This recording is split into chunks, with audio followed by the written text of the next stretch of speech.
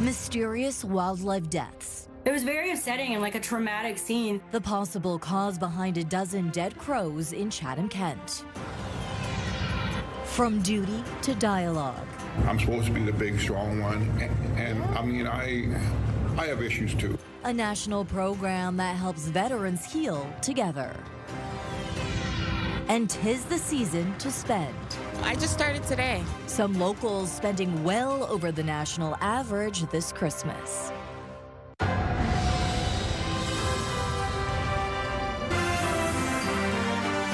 CTV News with Stefanie Masotti.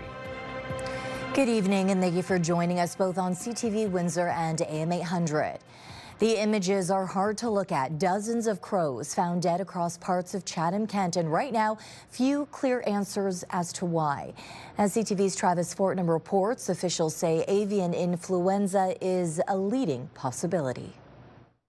It was very upsetting and like a traumatic scene. When Vanessa Skipper was visiting family in Chatham over the weekend, she never expected a simple drive through town would turn into something so disturbing. So we cried a little bit, got back in the truck. She and her partner came across dead crows scattered across a lawn off Grand Avenue with no obvious signs of what killed them. I don't like that I don't have answers. I just feel uncomfortable. Skipper shared the photos of the scene on social media where many others said they were disturbed by what they saw. But provincial officials say crow die-offs in Chatham-Kent are not rare, particularly given the large winter roosting population in the area. In a statement to CTV News, the Ontario Ministry of Natural Resources and Forestry saying large crow populations in the Chatham area make die-offs relatively common. The cause, in this case, is not yet known. So, could this be avian influenza? The ministry confirms it's working with the Canadian Wildlife Health Cooperative and that samples from the dead crows are now being tested. A spokesperson for the CWHC's Ontario and Nunavut regions says results could be available as early as Wednesday, adding that most crow die-offs in Chatham are, quote, secondary to either an infection with avian influenza virus or avian reovirus infections. Online, some have wondered if the cold snap is to blame, but the CWHC says a direct link to cold weather alone is unlikely, noting that while low temperatures can help viruses spread, they do not typically cause mass deaths on their own. There's a risk, but the risk to human in our region is very low at this time. The Windsor-Essex County Health Unit says people don't need to panic, but they should be careful around dead or sick wildlife, especially when it comes to pets and children. If you find a dead bird on your property, officials say to wear gloves and a mask, use a shovel to pick it up, and either bury it or double bag it for the garbage. And if the bird is on public property, the advice is to contact your municipality.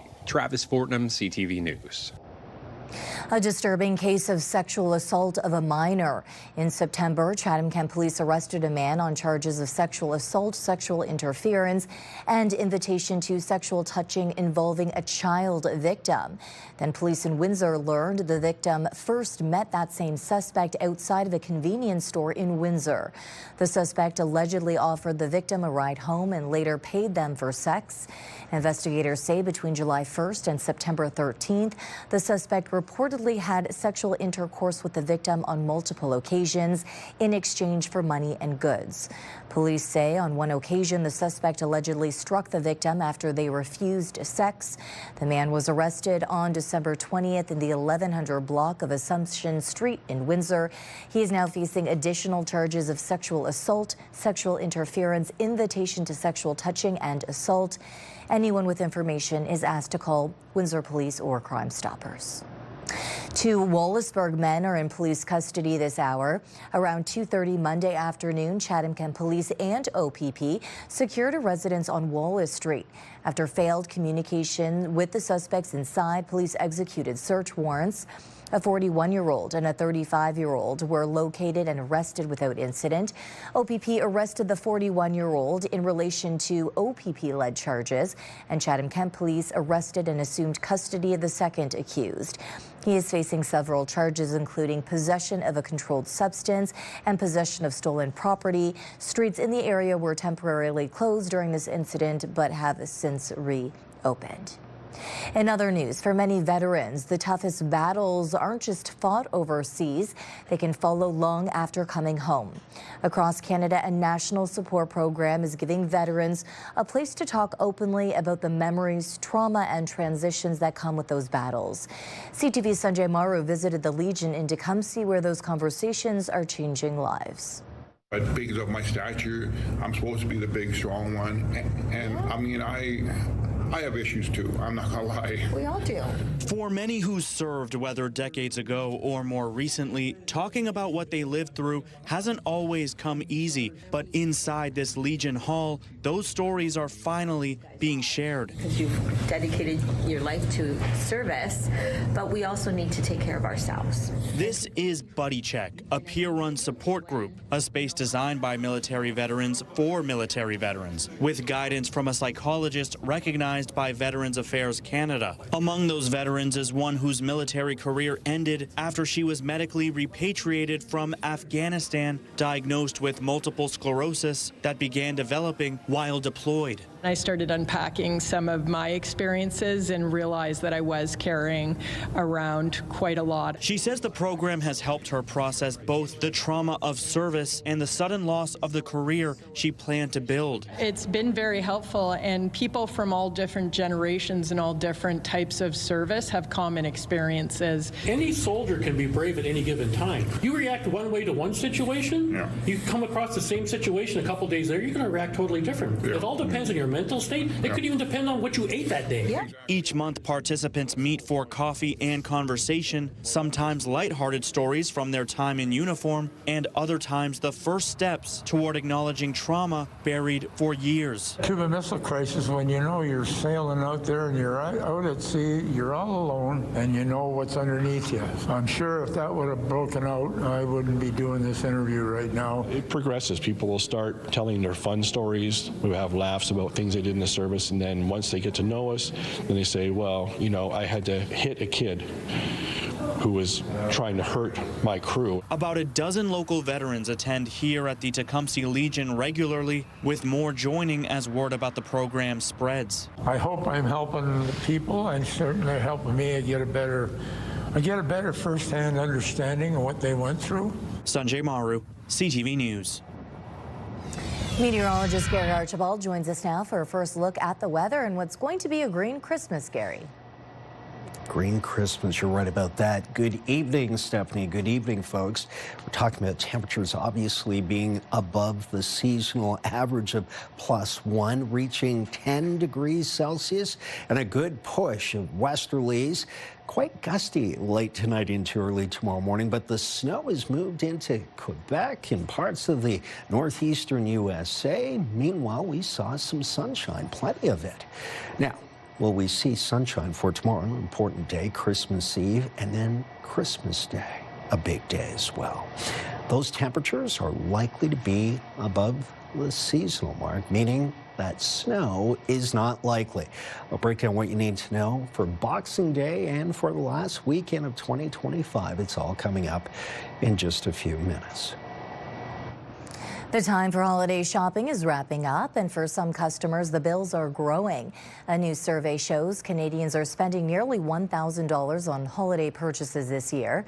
But as CTV's Robert Lothian reports, some shoppers feel that figure is only scratching the surface. Counting down the hours to Christmas, shoppers are out and about. Some looking for that last gift to fill their tree. I'm just finishing up some last holiday things. While others are just getting started. I just started today. Getting into the holiday spirit, though, can come at a cost. At a time when more Canadians are watching their wallets, there's a want to stretch each dollar as far as possible. There's a lot of things on sale, maybe because I'm last minute, which I love. I wish it was Boxing Day so I could really have, break the bank. A new survey is shedding light on the cost of cashing out at Christmas time. According to the Business Development Bank of Canada, the average Canadian household is spending $943 on holiday purchases, a figure some Windsor families feel may even be low. You're a little more pickier about what you buy and what you want to choose to put on your things, but yeah, It gets more expensive, $943 for sure. That's probably about right, I guess. Yeah, maybe a little on the lower side. Maybe on the low side, perhaps. I would say that's low. I find that's low. Food and gifts. Yeah, I wish. Despite a tighter approach, the same survey finds Canadians are willing to spend on products made by Canadians. In fact, about 46% of respondents plan to increase spending on locally made products and services, an approach economists say will go a long way to helping the economy. The important part is to look at buying Canadian to encourage the Canadian economy. In this difficult period of time, we had trade tension this year. The economy has been slowing down. Even with a big bill and an even bigger push to buy Canadian, customers say this holiday season there's more to Christmas than what's under the tree. Getting together with family and friends and bringing back traditions and maintaining the traditions. Spending time together, having quality time. Yes, because we're all in a hurry to go nowhere. Robert Lothian, CTV News. Here's our question of the day. Have you spent more or less than $943 this holiday season? Go to our website to cast your vote, ctvnewswindsor.ca. Yesterday we asked, should Ontario highway speed limits be increased to 120 kilometers per hour? Out of around 660 votes, 58% say no. Another round of job cuts may be coming to St. Clair College in the new year. Student enrollment in the fall was down 23% at the Windsor and Chatham campuses compared to last year. This mostly due to a decrease of nearly 3,000 international students due to new government restrictions. 18 programs were previously suspended at the college in Windsor, as well as some programs at the Chatham campus. The college's president is hopeful that provincial funding will help ease the financial deficit, but say further suspensions are on the table. I do believe from a St. Clair perspective that, certainly we are going to have some challenges for 26. There's no doubt about it. It's all about balancing and ensuring that we are making some maneuvers. We are transforming the way we do things. And again, longevity of the institution is what is important. Solving Canada's housing crisis will require unique ideas. The University of Windsor is taking it a step further by building a new student residence with cutting-edge technology. CTV's Michelle Molesky shows us Canada's first multi-story 3D printed home. One layer at a time, the University of Windsor is adding to the city's housing stock. We are standing in front of one of Canada's first large-scale, multi-story 3D printed residence projects. Charlie Simpkins says the building will be good for the environment. With traditional stick or wood-style lumber construction, there is a little bit of waste that occurs. In 3D printed construction, a lot of that waste is reduced. Once complete, it will have net zero emissions. The expectation is that the project will complete in 2026. It will house up to 25 students in one of 7 apartment units. We are still working through some grant funding opportunities. Simpkins says they don't have a final cost for the project, but it has been kickstarted by a $2 million boost from FedDev Ontario. This is a research project as much as it is a construction project. So what better opportunity the student and I and everyone can get other than this? Shrikanta Das's graduate students are testing the technology to make sure it's safe. Each layer roughly about, also not quite 1 inch, is roughly about 35-40 millimeter high. And they're going to place sensors inside the concrete to test emissions over the long term. As the building builds up and stays under load, as well as I'm working with other group to monitor the air quality pollutants once the buildings is done. Not only is this project training the next generation of engineers, Das believes it's a good way to work around the current skilled labor shortage, as not enough young people are joining the building trades. They like to more computer tech type of jobs. So this gives an opportunity for the younger generation to get into still using the technology of construction building, but using the more digital and tech technology to build the home. The early start to winter has delayed concrete pouring until it warms up in 2026. Das and Simpkins both believe, however, the project is on schedule to be available to university students, preferably by the fall semester. On California Avenue, Michelle Molesky, CTV News. And with the holiday season upon us and some gatherings with family and friends around the dinner table, the community is reminded to use green bins to discard organic waste. The City of Windsor recommends that everything from turkey bones, potato skins, used paper towels and leftovers are all ideal for the organic program. Consistent and proper use of green bins makes waste management more efficient and helps to turn table scraps into products like liquid fertilizer. The goal is to divert organic waste from the landfill in Essex, which is due to reach capacity in the year 2040. Attention all customers, there's a familiar face to keep your eye out for on the next trip to the grocery store. I do think first time walking through the grocery store and seeing it in the aisle will be a pretty cool feeling. Southwestern Ontario's own and Canadian Paralympian Tyler McGregor finds himself on the box of oatmeal crisp. He says it's part of an effort to build transformational partnerships, admitting it's a feat he never dreamed of. Boxes like this one are making their way onto shelves over the coming weeks. The Forest Ontario native's latest achievement comes only weeks before he leaves for Milan to participate in the Winter Paralympics. Still a lot of work to do, but like now it's just that 2.5 months or whatever it is, it'll fly by. And man, I'm grateful that I have the opportunity to compete in my 4th games, get to share the experience with so many family and friends that are coming over, and you know, hopefully we can come home with a gold medal. We want to hear from you. Do you have a comment or question, an idea for a great story? Please text us at 10400. You can send photos and videos as well. Still ahead on Windsor's news leader, the Ontario lawyer arrested in Ryan Wedding's case is granted bail. And when we return, Canadians are urged to check the federal government's website for the most recent travel advisories before they depart.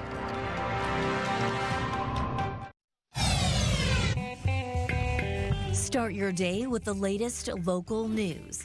By signing up for our newsletter, you'll get direct local content straight from CTV Windsor to your inbox, including top stories, the forecast, and videos. You can sign up at ctvnewswindsor.ca. A Toronto judge has ruled the lawyer accused of helping a Canadian ex-Olympian accused drug lord will get bail. The judge's reasoning that the lawyer will cooperate with the justice system in an effort to stay alive. Justice Peter Bodden settled on releasing him, ruling that the 62-year-old will put down $5 million and be in house arrest in the supervision of his wife, a paralegal. Paradkar will have an electronically monitored.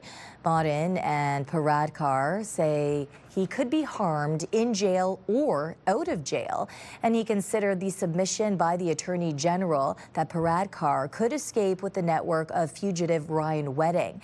But the troubling reality is that these individuals are more likely to kill Mr. Paradkar than to protect him in exchange for silence.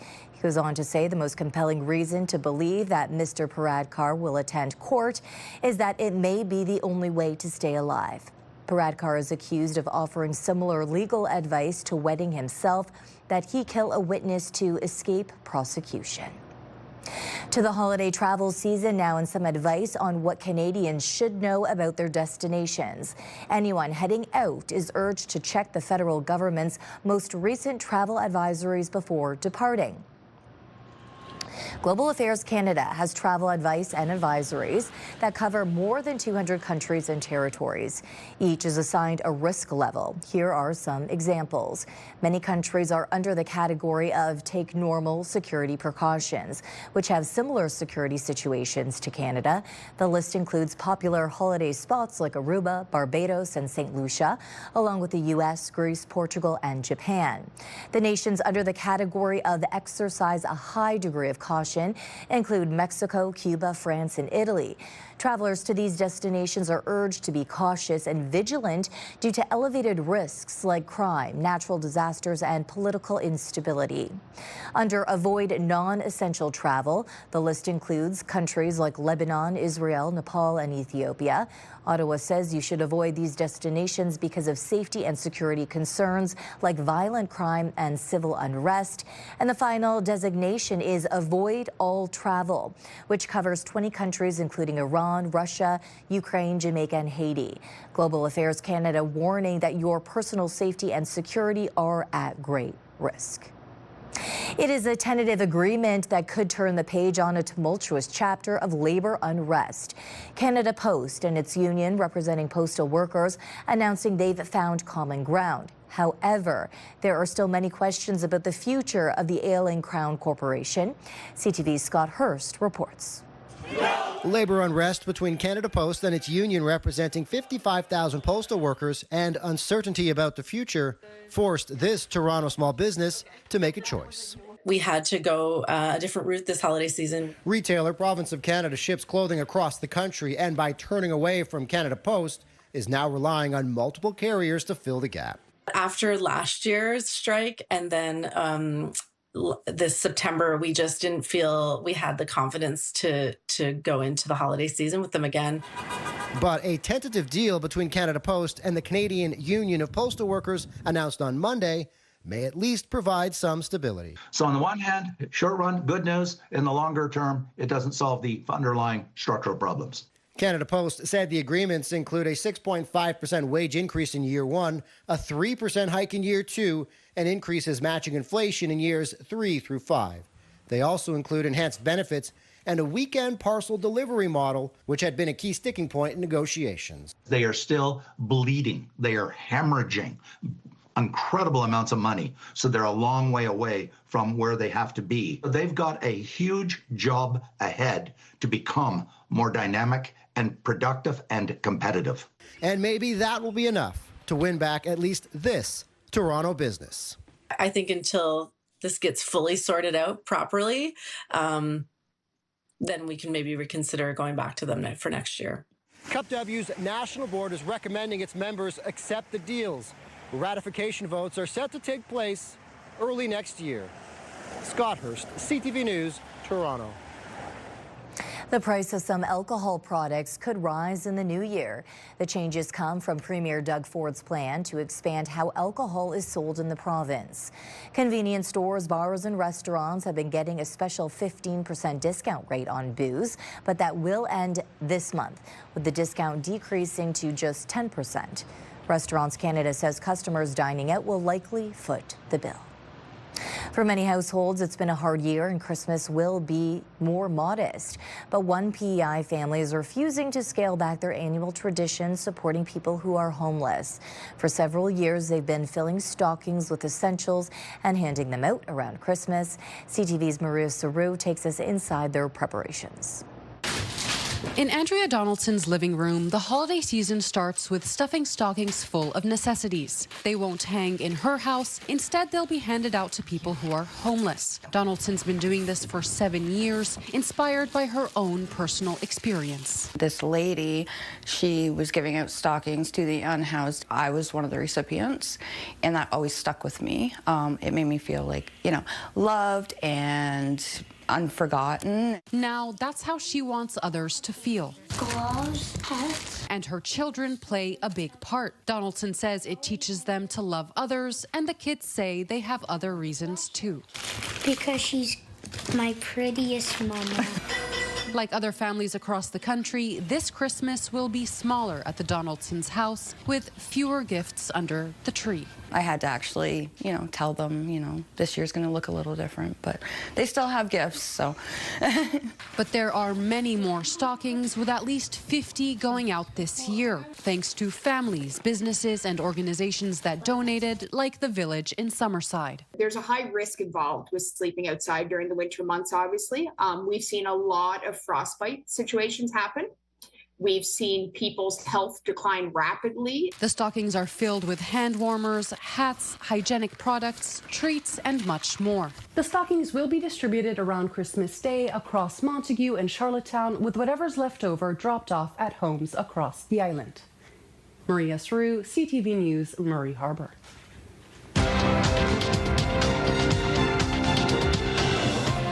On the market, stock rose for a fourth straight session. The TSX added 45 points.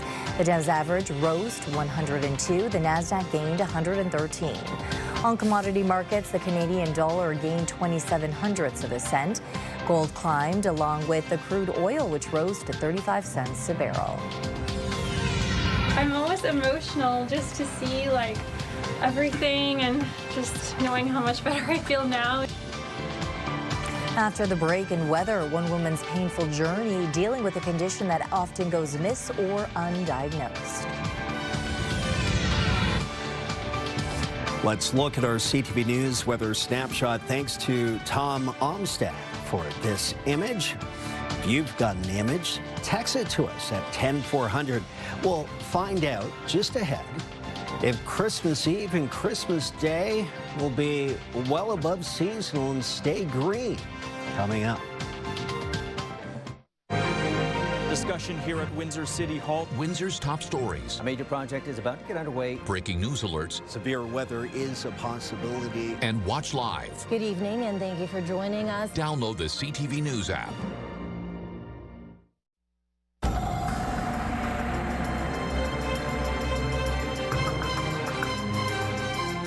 Blue skies. Wow, Gary, mild out there.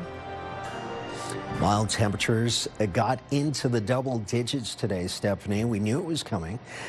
A lot of snow and ice melt, but there's still potential of an icy mix as we head towards the weekend. More on that in just a moment, which means the setup right now is that Christmas Eve tomorrow, Merry Christmas everyone, is likely a green one. We'll talk about mild temperatures. We didn't set a record today, but well above seasonal at 10.4. Average high is closer to about +1. Air quality is good.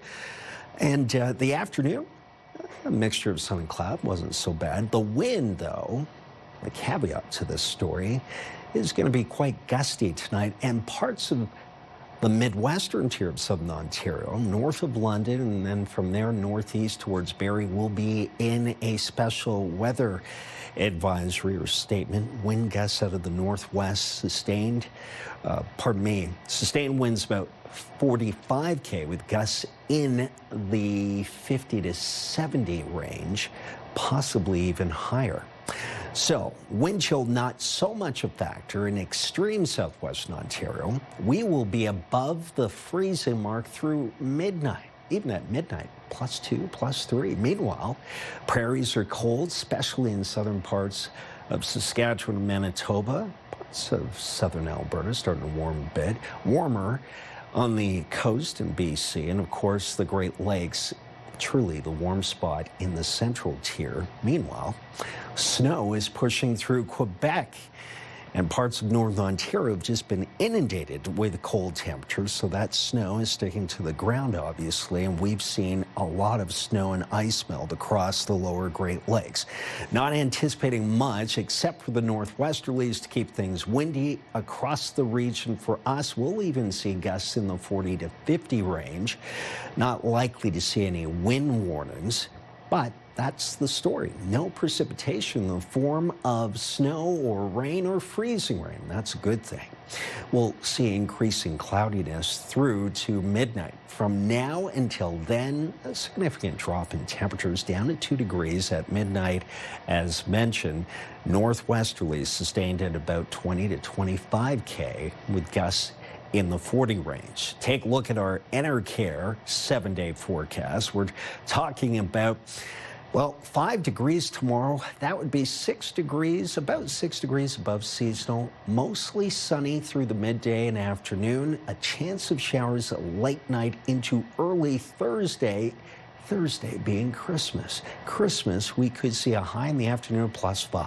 2 degrees on Boxing Day, and rain is likely. 6 degrees again on the plus side. Saturday and morning showers a possibility.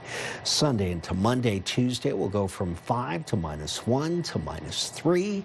And there's where the cold air changes things altogether. Could see an icy mix a week from now and some snow falling instead of showers. Let's look at your weather. Lifetime, brought to you by Safeguard Medical Alert Systems. This flu season is being described as more severe than usual. Canada's flu positivity rate is the highest it's been in 3 years. In southern Ontario, some hospitals are taking preventative measures, including bringing back masking mandates. Lauren Stallone reports from Sarnia. Sarnia's Blue Water Health has implemented masking in all clinical areas following a recent surge in influenza cases. Out of abundance of precaution to protect our staff and patients, we decided to implement this mandatory masking whenever we're within 2 meters of a patient and assume that basically everybody is positive. Dr. Michael Haddad with Blue Water Health says he has seen the effects of the severe flu season firsthand. I still encourage people to be vaccinated for both influenza and COVID, and knowing that they're not necessarily 100% effective, but they will really reduce to a certain extent the impact of such infection if you get it, so you don't get as sick and end up in the hospital. Haddad says wearing a mask is just one of the many layers of protection against infection. Our staff, if we think they've been exposed to influenza without any protection, then we also offer them Tamiflu. With Christmas around the corner, Haddad is warning individuals to be mindful of their symptoms and who they come in contact with. If you think that any family member is at higher risk of getting really sick if they contract the influenza, then it's probably best to stay away from them. Blue Water says it will continue to review its masking requirement and make changes based on respiratory illness trends. Try to enjoy the holiday season as much as you can, but not get sick or get somebody else sick. Symptoms of influenza may include fever, cough, body aches, and extreme tiredness. Lauren Stallone, CTV News. An Ottawa first grade teacher is opening up about her journey with endometriosis, a very painful condition that often goes missed or undiagnosed in women. This teacher recently underwent one of the most complex surgeries ever performed in Ottawa. CTV's Leah LaRocque reports. And then I'll tighten the strap at the end once you get it kind of fitting on your head. For the first time, Danica Fleury is getting a glimpse into just how complicated her surgery was.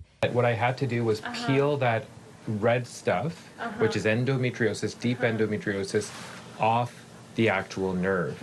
It's a virtual reality look at one of the most complex pelvic surgeries ever performed at the Ottawa Hospital. I'm almost emotional just to see like everything and just knowing how much better I feel now. It's like, wow. For more than a decade, Fleury suffered from endometriosis, a chronic condition where tissue grows outside the uterus in the pelvic area. It can impact the kidney system and actually cause damage that is lifelong. And we've managed it all the way up to the liver and the diaphragm.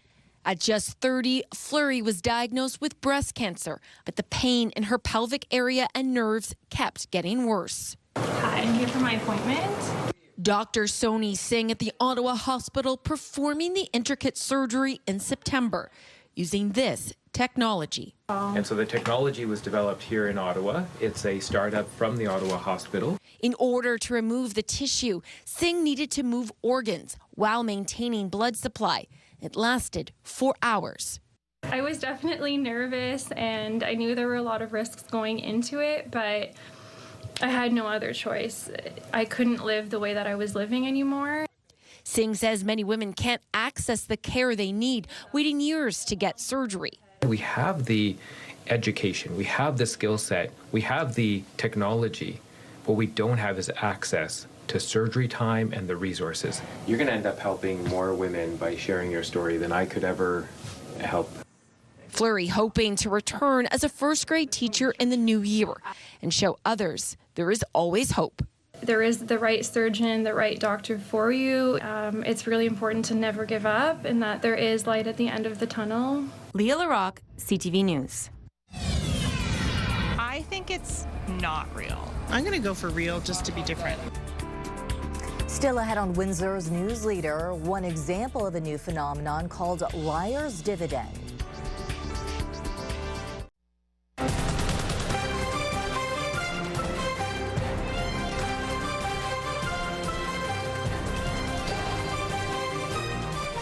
We are tracking the latest developments regarding the U.S. government files on the late convicted sex offender and financier Jeffrey Epstein.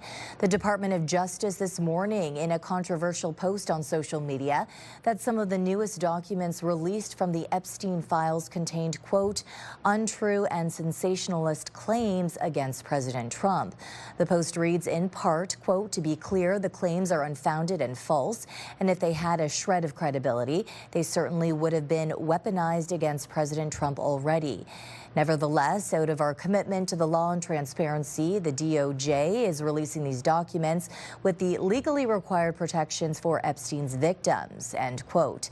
Now the post leading to immediate criticism that the Justice Department is now intentionally acting to try and help shield and protect the president.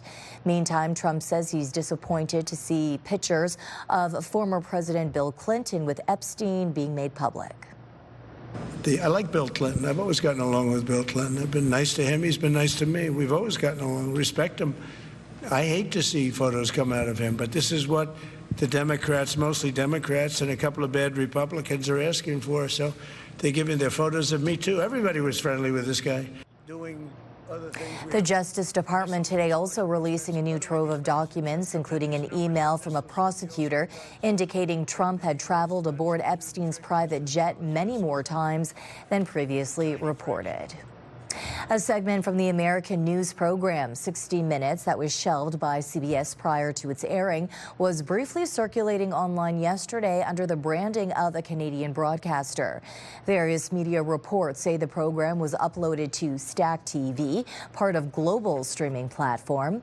The segment, which focused on White House deportation policies, is no longer available to stream. Some Canadian viewers or international viewers with VPNs uploaded part of the segment to social media platforms. This is your CTV Windsor, our community calendar.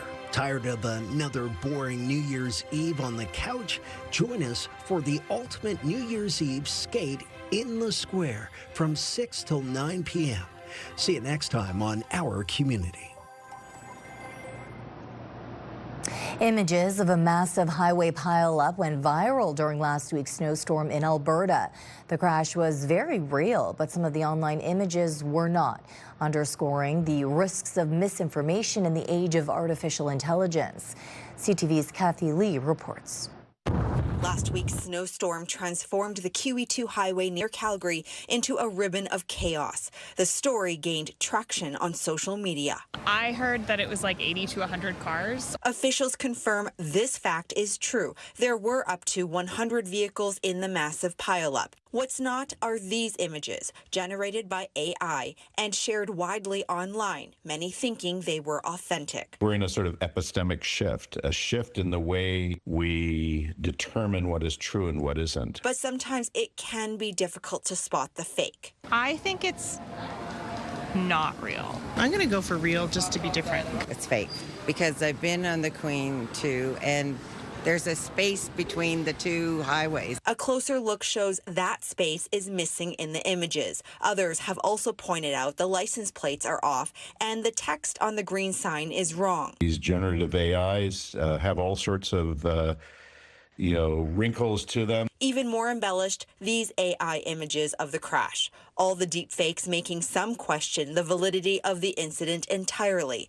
And another issue with a rise in AI images, a phenomenon called liar's dividend. Even when media is true, it can be dismissed as fake because everyone now expects the environment to just be flooded with deep fakes. I think it's only going to get better at fooling people as time goes on. Which means in this age of AI, you just got to be careful where the images are coming from. Seeing is no longer believing, and verifying what's real has never been more important. Kathy Lee, CTV News, Calgary. A photographer in Edmonton is giving seniors a chance to channel their inner model. It's a boost of confidence with the click of a button. So you're going to go like this, and you're going to go, oh my God. With a little coaching, Magdalena Barry gets her shot. Great. All right, we got that look going down. This photo shoot is part of Barry's Timeless Tales by Mag series. I celebrate vibrant seniors over the age of 80. I feel that they have a lot to say. They want to be seen, heard. Barry meets with the seniors at their homes. She gets to know them before capturing them on camera. Sometimes I think I enjoy the process more than they do. I just love seeing them come alive. For Del Dilkey, getting to glam up is something she enjoys. But I'm just Del, and I just love being myself. The 95-year-old is celebrating her birthday with a photo shoot. I don't think I'm nervous or anything. I just do what they tell me to. Dilkey and Barry met at a women's event and became friends shortly after. Barry says Dilkey shines both on the outside and inside. It's her attitude that brings her longevity. And that's what I want to tell the world, too. Look at this lady. She's connected. She's got this wonderful personality. And so people want to be around her. Look at me. Oh, I love it. Barry says giving seniors a chance to come out of their shell and pretend they are a model for a day is a rewarding experience. But I've had clients in here where they do come in a little bit stiff, even though they've known me for quite a while now. And then they start doing the Vogue poses because they realize this is fun. Barry wants these seniors to see the beauty in themselves. And I do it. I don't know how good I am, but I'm really enjoying it. To show that age is just a number and that being fabulous is timeless. Nair Misa, CTV News, Edmonton. My goodness gracious, I don't believe it. Still ahead, a multi-million-dollar Lotto Max winner spreads some holiday joy.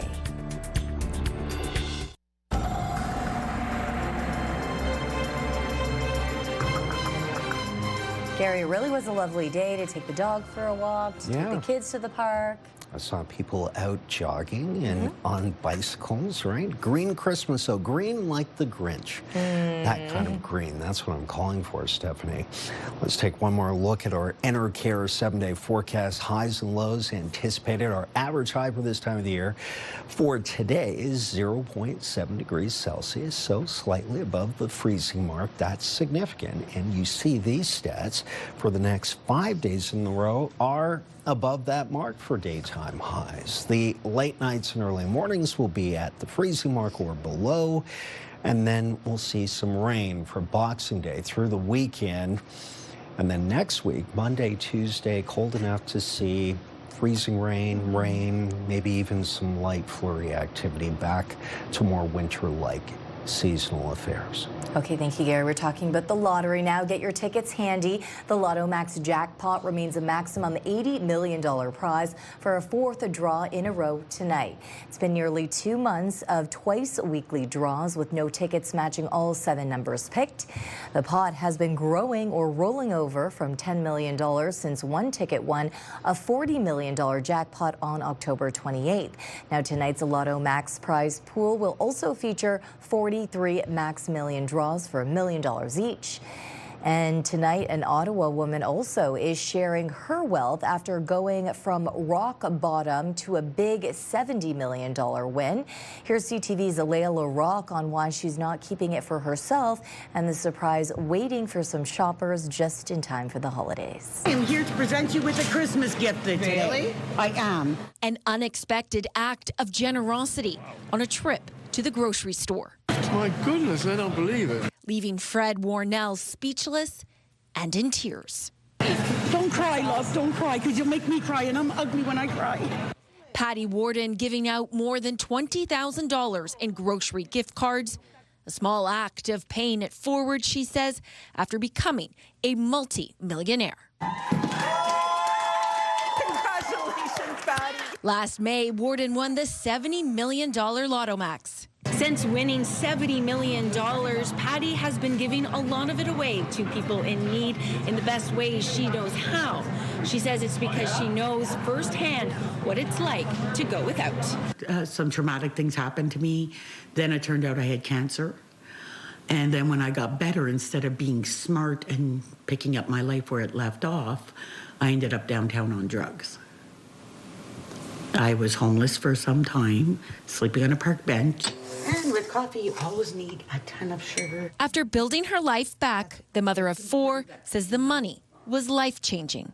It's changing the aspect of being able to do more for others, but for my personal self, hasn't changed at all. And today you got a $300 gift card to help with Christmas dinner.